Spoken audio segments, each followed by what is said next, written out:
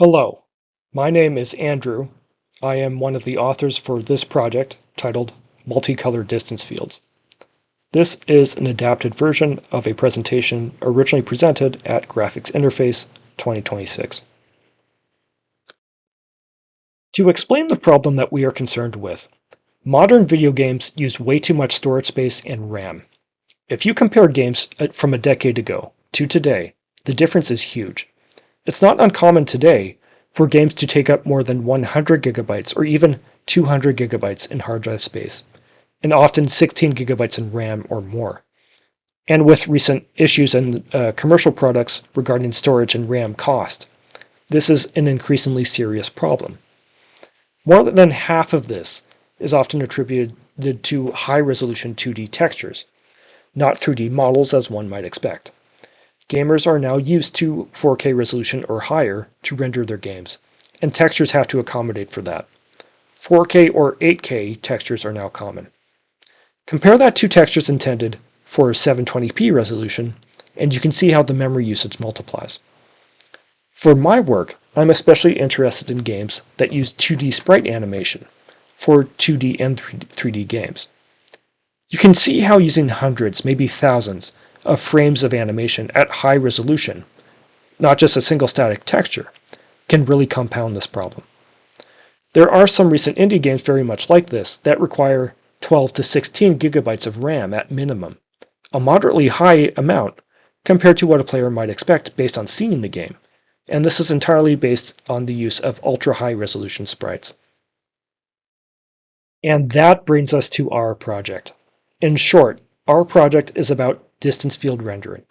We extend signed distance fields to better support thin outlines, and for the first time, enable them to render multicolor images for more generalized rendering.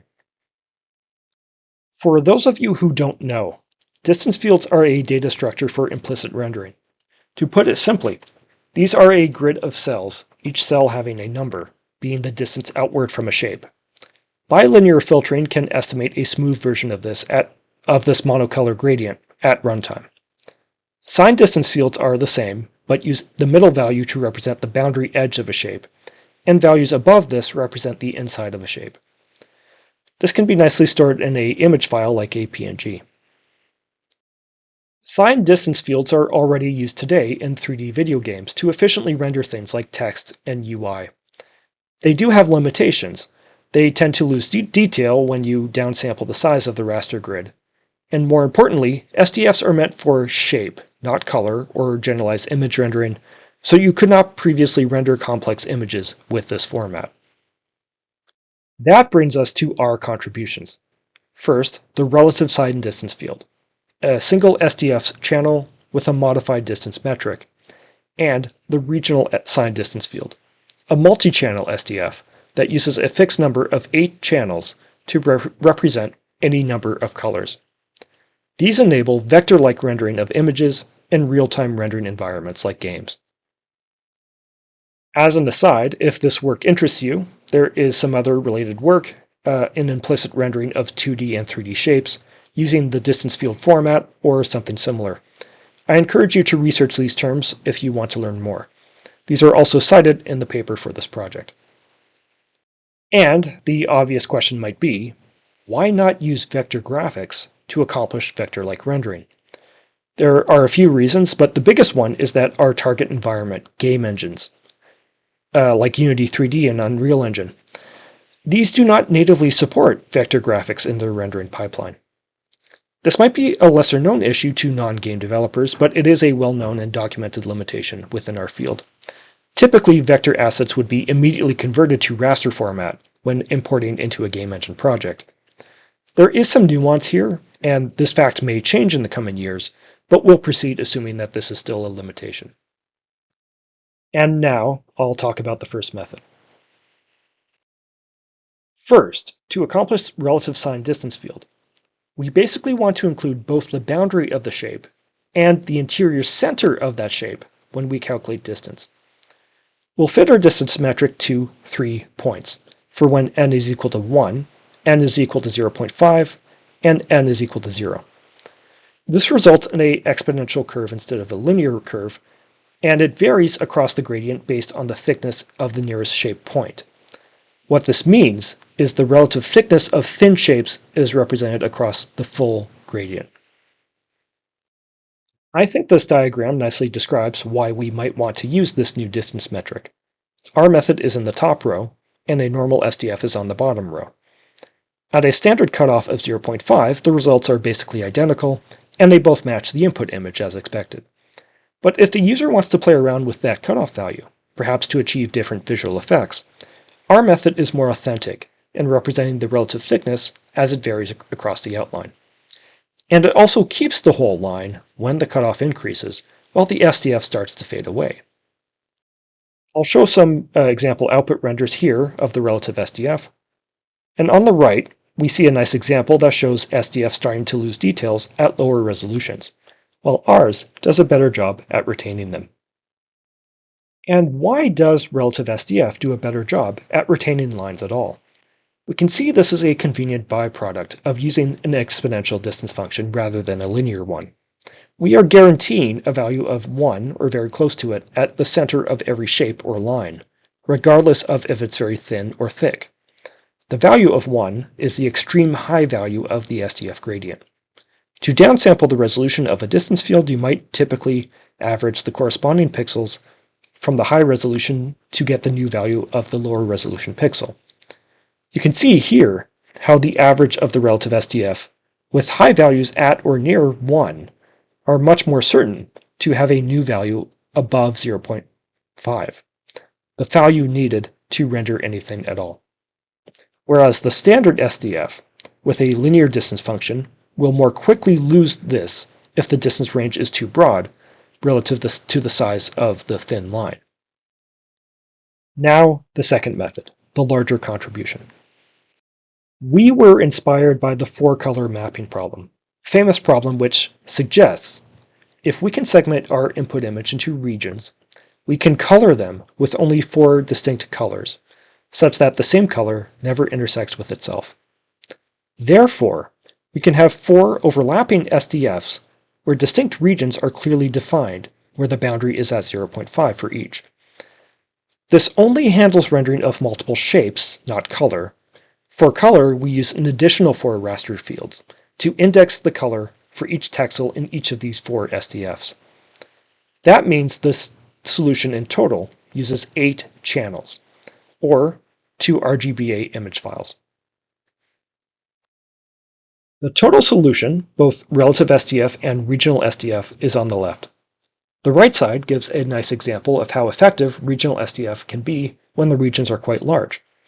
You can see it better if we just look at the background layer.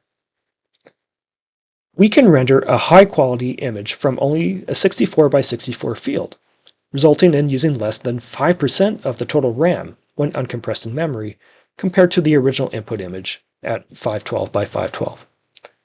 For this particular image, we can reduce the resolution that low because the details are quite large in this image, and the representation is still okay. For images with smaller details or smaller shape contours, you might need a larger resolution to preserve it adequately. Keep in mind that we return to using a linear distance function for the regional distance field, not an exponential one like relative SDF. This is to ensure consistency between the overlapping distance field regions. We want a value of 0.5 at exactly the same spot for each overlapping field to not have any holes when we render this. And these are some output renders with relative SDF and regional SDF together. If you look closely, it's not a perfect reproduction, but these are pretty close. People will inevitably ask if this can be applied to non-cartoon photorealistic images. In short, there is an example on the bottom row of a realistic flower. It was first vectorized to reduce the color space and then rendered using our method, which seems to work well. And now some results. To validate how effective these methods were, we used a collection of vector clip art images. We used these as input to generate our version of relative SDF, a normal SDF, and a normal distance field, and calculate quantitative metrics against the original raster input image. This is all to test our relative SDF. The regional SDF is unique because it does what a SDF normally cannot do. So what do we compare it against? We compare that in a limited scope against a zoomed-in raster image using a vector image as the ground truth. And here are a bunch of numbers.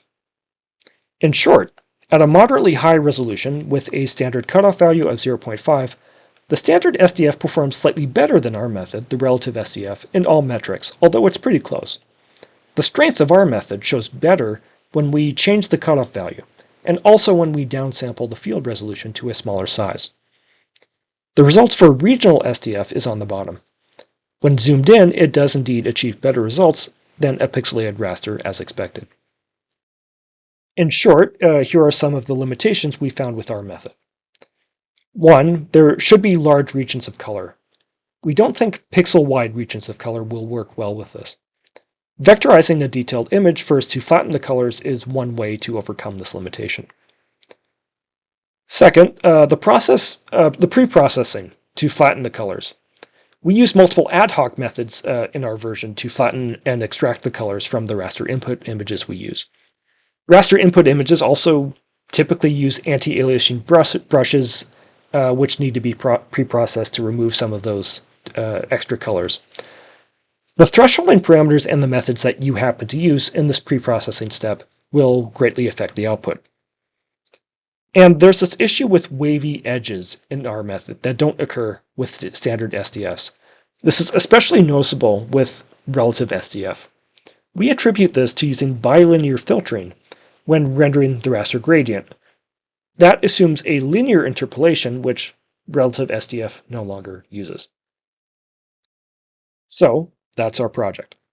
Future work would include using a more appropriate filtering method in the shader at render time, finding ways to reduce the number of channels to store the regional SDF, and to add support for other artistic features, such as color gradients with regional SDF.